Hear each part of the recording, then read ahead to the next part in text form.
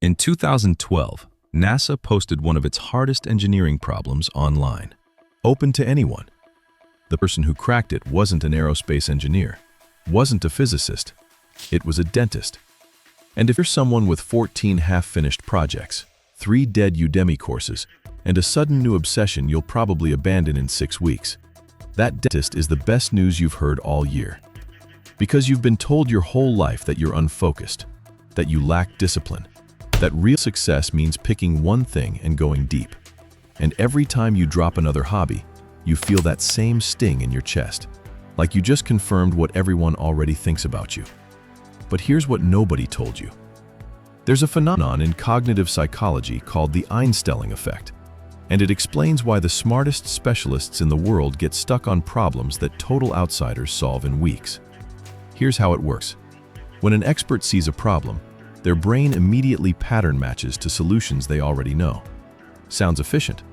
It's a trap. Researchers ran eye-tracking studies on chess masters, gave them a board with 2 solutions, one familiar and one better. The chess master's eyes kept snapping back to the familiar pattern. They physically could not look at the better move. Their expertise had become a cage. Now here's where your so-called chaos gets interesting. A researcher at Harvard studied over 700 real scientific problems that companies couldn't crack internally. They posted them on an open platform for anyone to try. The result? A problem was roughly 50% more likely to be solved by someone whose background was far from the problem's field. Not close. Far. The greater the distance between the solver's expertise and the problem domain, the higher the success rate. That dentist who fixed NASA's challenge?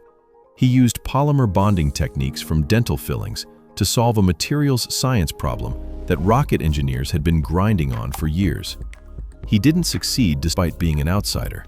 He succeeded because he was one. Your brain does this naturally. Every time you dive into a random new interest, music theory, carpentry, fermentation, whatever grabbed you last Tuesday, you're collecting mental models that pure specialists don't have. Psychologists call this far transfer, taking a framework from one world and dropping it into another where nobody expected it. But, and this is where most scattered people crash, you can't build every skill at once. If you're learning Portuguese, day trading, and training for a half marathon in the same month, you won't go deep enough in any of them to actually transfer anything useful. The approach that works is serial mastery. Think in seasons.